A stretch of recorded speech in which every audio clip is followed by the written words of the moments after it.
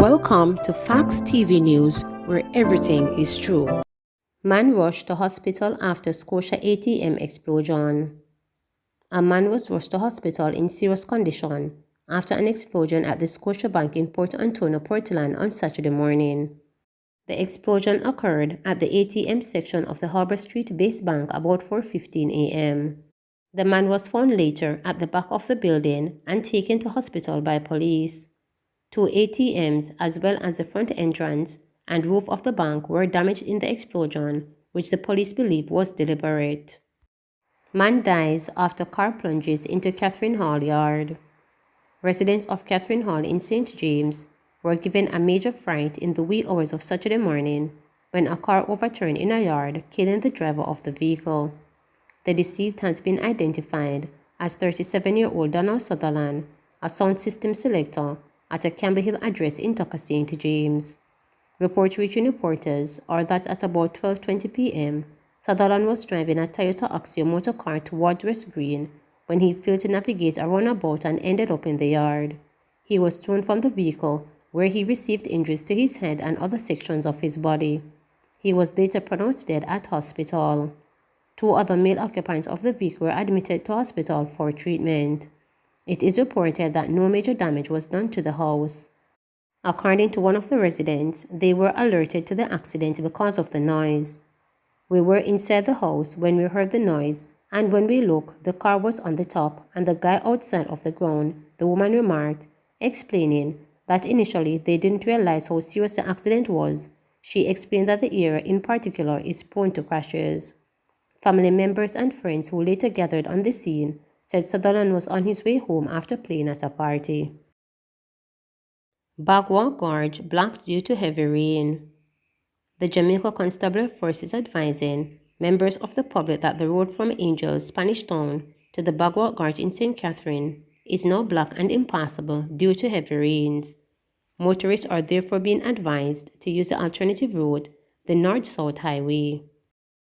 Police foil robbery attempt in St. Elizabeth. Police in St. Elizabeth foiled a robbery attempted on the Church Street Main Road in Junction in the parish on Friday night. Lawmen intervened in the burglary effort after getting a call shortly after 9 p.m. An officer attached to the Junction Police Station confirmed the incident but could not divulge any further details. There are reports that one of the robbers was killed in the incident, but this has not been confirmed by the police. Man killed after intervening in dispute at betting shop. A 63-year-old man who intervened in a dispute between 2 persons was stabbed to death on Old Harbour Road in St. Andrew on Friday morning.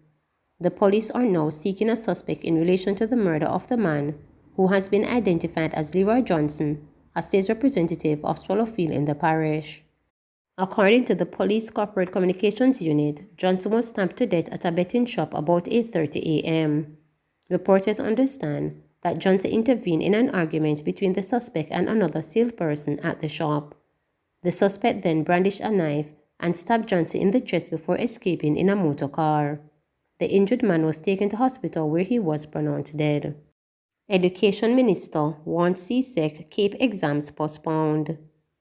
With growing calls from the Caribbean Secondary Education Certificate CSEC and the Caribbean Advanced Proficiency Examination CAPE exams to be postponed due to the high level of unpreparedness among Jamaican students, the Minister of Education and Youth, Favour Williams, is publicly pushing for this to happen.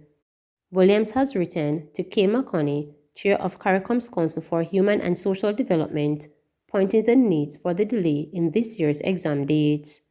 The exams are administered by the Caribbean Examinations Council each May and June. Minister Williams noted that concerns about the high level of unpreparedness of Jamaican students for the examinations are still being reported, and the appeals for government intervention have intensified.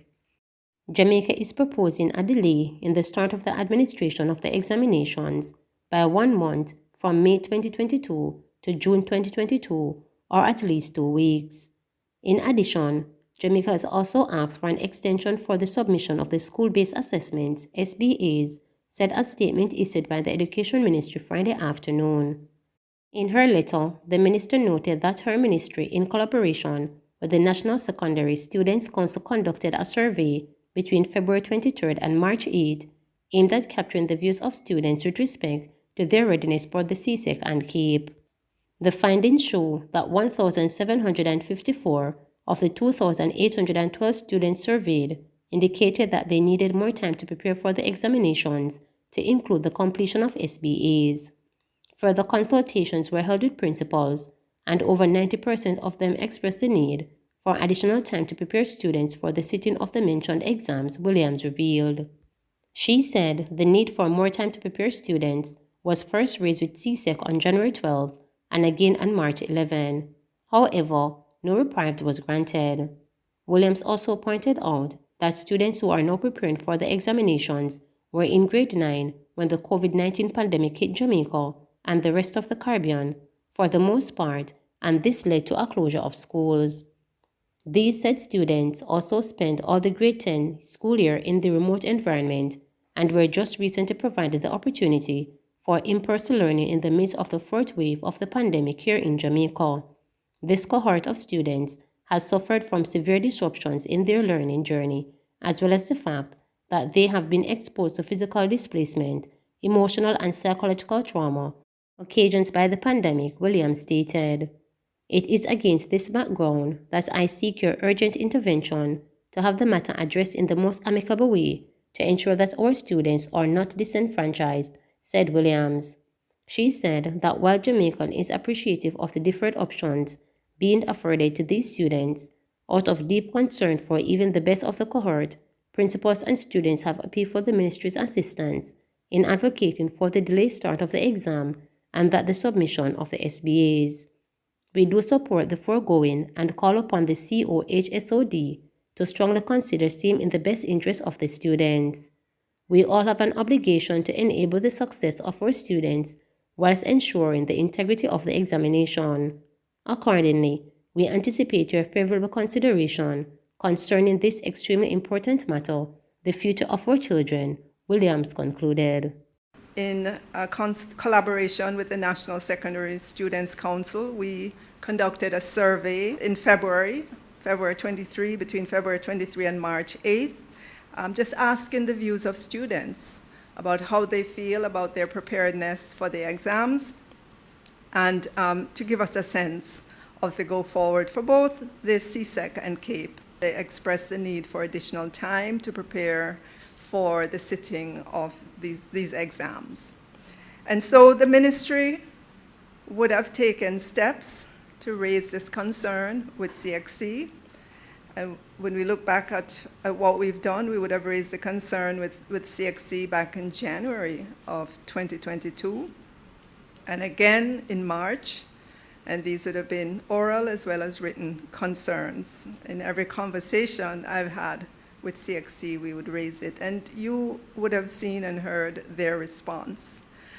Well, we believe our students here in Jamaica deserve additional time for their exams, and so today I would have written to the Honorable Kay McConney, who is the new Minister of Education in Barbados, but she's also the chair of the council, the CARICOM's Council for Human and Social Development, which is COSOD, and it's that body to which we will be taking this. I've asked her for an urgent meeting so that we can convene with that body for us to present our case to them as to why we believe the exams, the dates should be pushed back, and some of the other accommodations that they made last year, we're asking for those as well.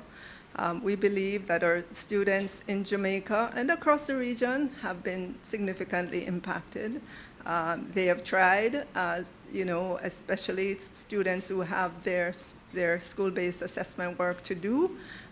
They absolutely need more time. And so we will be advocating strenuously for this. COSOD is the kind of last level, in terms of upping the severity or upping, just calling attention to this problem.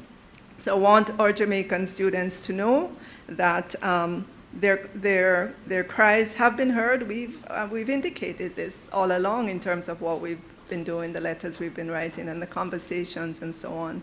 But we're at a point now where we have to call. Prime Minister Andrew Holness states the withdrawal of the order under the DRMA is based on the recognition that ongoing management of the pandemic needs to be mainstreamed into normal daily habits and norms of the society through personal responsibility.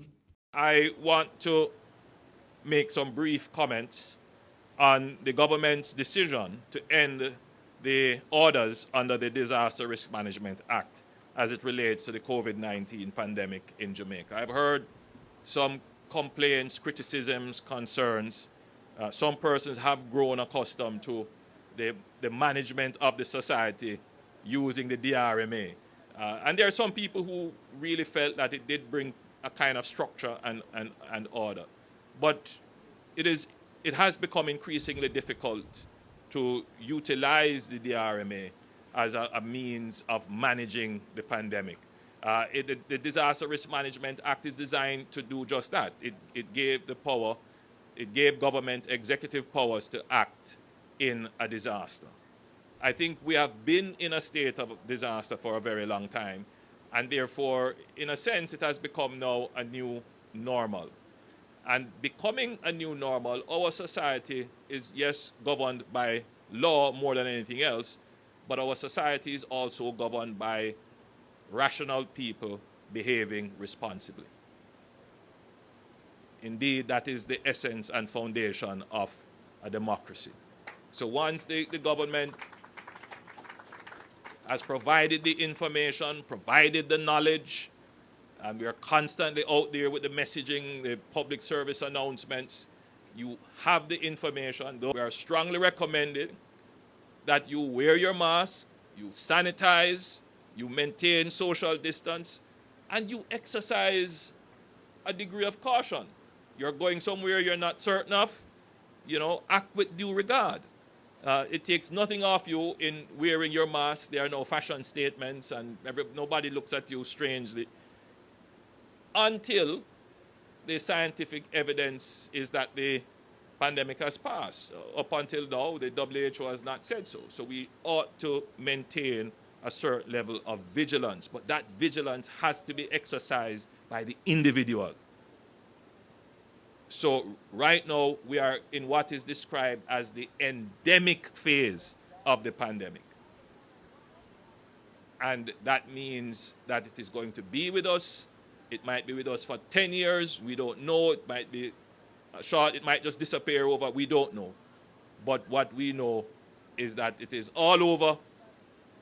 It is in our society. We need to act responsibly. Please remember to subscribe, like, share, and click the notification bell for daily updates.